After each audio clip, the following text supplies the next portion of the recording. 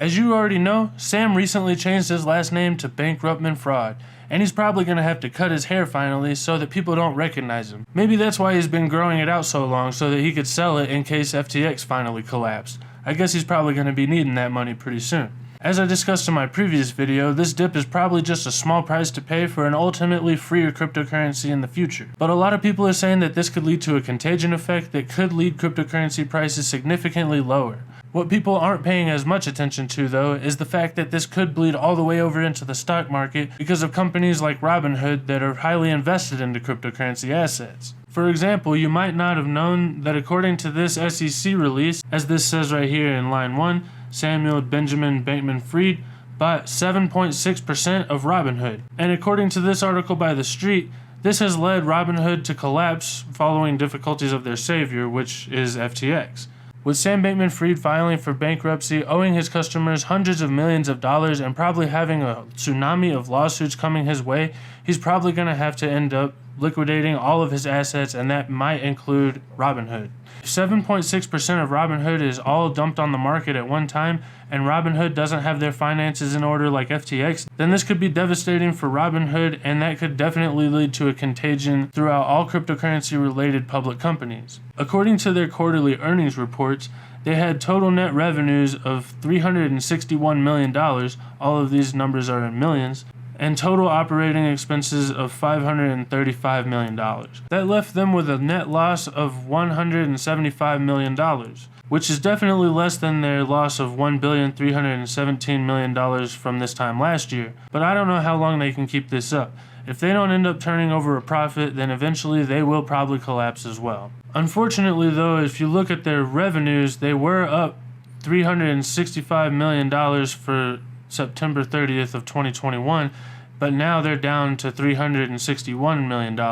And according to this article by Yahoo News, Robinhood has recently cut 1 in 3 of their staff members, which is probably how they were able to avoid all of those business expenses and make their profit margins a little bit better.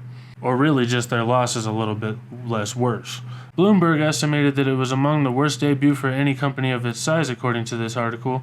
In late April, Vlad Tenev announced that the company would cut around 9% of its workforce following a period of hyper-growth in 2020 and 2021. But those cuts were a sign of what was to come because in August, Tenev wrote in another blog post that this time they were announcing a layoff affecting 23% of the workforce. They can only cut so many employees and they can't keep using this strategy forever. Eventually they are going to have to turn a profit.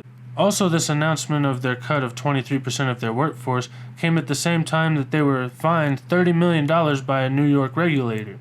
I'm not saying that I think Robinhood is about to collapse at any moment or anything. I'm just saying that it's probably really important to pay attention to these kind of things because as you could see by what happened with FTX, it was the number 3 cryptocurrency exchange project and then it collapsed in 24 hours.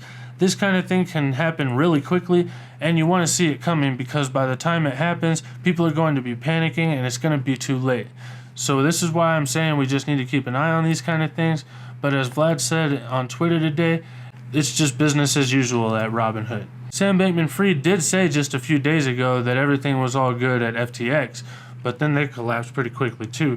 But maybe that's just a coincidence. He goes on to say that despite SBF having an equity stake in Robinhood, they don't have any exposure to Alameda, FTX, or any of its entities, and they've confirmed with their partners that they don't have any material exposure either. So hopefully Vlad is being transparent here, and luckily Robinhood is a public company so you can actually go in and look at their earnings. But just like Binance said in this tweet right here, every time a major player in the industry fails, retail customers will suffer. We have seen over the past several years the cryptocurrency ecosystem is becoming more resilient, and we believe that in time the outliers and that misuse their funds will be weeded out by the free market. And that's exactly how the free market goes, so I'm glad to see that the free market is weeding out Sam Bankman-Fried. Let me know in the comments, do you guys think that Robinhood is next, or do you think that this thing is going to just stop with FTX and we're going to go back to the upside from here? Either way, thank you guys so much for watching. I hope you have a wonderful day, and don't forget to hit that like button. See you next time. Bye.